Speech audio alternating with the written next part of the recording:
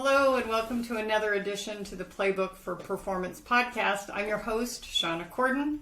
My mission is to make work fun again by building better leaders.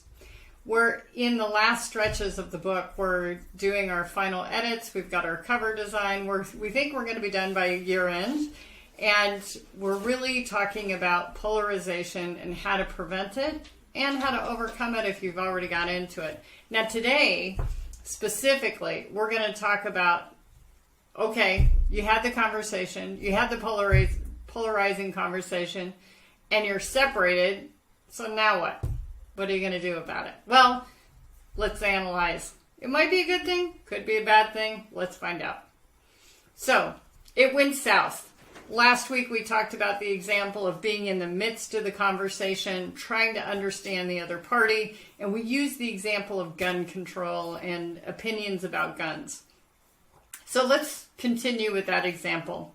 So you're separated, you had this fallout with your friend, they're pro-gun, you're anti-gun, etc. What do you do now? Well, the first thing that you can do is project the outcome. Now, this is a great little tool that came from Suzy Welch, and I think she even had a book by the same title called the 10-10-10 rule. And here's how it works. You want to basically conflate what will happen 10 hours from now, 10 months from now, 10 years from now. So in this fallout with your friend, if nothing changes, what will happen 10 hours from now? Probably nothing. You'll both be stewing about the loss of the friendship. You might be replaying some things that were said in the conversation that you may wish you could take back. There might be other things that you're thinking, that's okay. I felt good about what I said or didn't say, and that I was kind instead of right, whatever it might be. 10 months from now, maybe serious legislation has changed what's happening on the topic. Will that affect your opinion in some way? Do you think that you are more likely to move towards it or away from it? And then 10 years from now, will you really mourn the loss of this friend and not having them in your life? And the way that we like to analyze this is something, I think we call it the Cartesian coordinates, but it's this whole idea of what is the loss from the separation? Did you lose your beer drinking buddy, your fishing buddy, the dad that you talked to on the sidelines at the soccer games? Will your kids no longer have play dates together? What is the loss from that? But then what's the gain from the separation? Maybe you always felt a little bit uncomfortable because you felt like you came from different sides, and you don't have to try so hard. That might be a gain from that. What's the loss from reuniting? Well, it might be that you have to have some humble pie in the process. It might be that you lose out on some of the independence or discomfort in those conversations and the learning, right? Because if you continue to engage, you're going to learn. If you don't, you may not. And what's the gain from reuniting? Maybe it's your kids play happily together. The moms are happy that you decided to reunite, whatever it might be. But you really want to go through all four aspects of this. Gain and loss from staying apart, gain and loss from getting back together. And then finally, all of this information should help inform you to say, is the separation worth it? And it may be. It may be that in your heart of hearts, when you look through everything, both emotionally and logistically, it makes sense to be apart. Fine. So with this information, what is your next step? Do you need to inform your community that while you still will be friendly and say hello, that you're no longer going to socialize?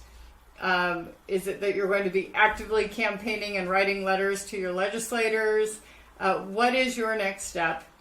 And then what behaviors will this require from you? Does this mean that you need to be more assertive, that you need to be more public about your opinion? Does it mean that you will have to work very hard to be diplomatic when you're in shared company? Does it mean that you and your kids need to have a conversation about gun safety? What is it that it's going to take from you? Okay, so that's the analysis we want to go through once you're in this separated piece of what you're going to do about it. A lot of people neglect this. In business, in science, we call this a post-mortem. It's what could have gone better if we redid it. But in this case, we're taking that additional step to say, is it worth redoing? Okay. So your field work, because coaching without action is just entertainment, we want you to really go through this analysis to recognize that the who of a person is more important than the what of a person. So this is very coach language. This may not make a lot of sense to you, but I'm going to do my best to explain it. So the who is, in coaching, what we refer to as our essence. These are our values, our boundaries, our needs, our standards. And in most cases, we hope, this will only go upward. You will only have higher standards. You will only have stronger boundaries. You will only have fewer needs. And that your values, your life is organized around those things. You're not peanut butter spread. You're focused on these 3, 4, 5 things that are the most important things to you. The what is what we call the packaging. I refer to it as demographics. Your gender, your age, your job title, the car you drive, etc. When people make adjustments in these areas, it doesn't make a huge shift. It's not a change in how they look at the world. It's not a reframing. It's changing the packaging. And so often when people come to me for coaching, they want to fix a what. I want to get promoted. I want to make more money. I want to do this. But 1, 2 sessions in, when they really, really trust me, they bring it back to one of these who topics. I want to think more highly of myself and ask for more in my relationships. I want to be more kind. I want to stop having to always be right. Things like that. So that's really the bang for the buck. And so in this separation analysis, I want you to really think through, where will you invest? Of course, I want you to invest in the who. And that's why we asked that question on the previous slide, is who will this require you to be? Okay.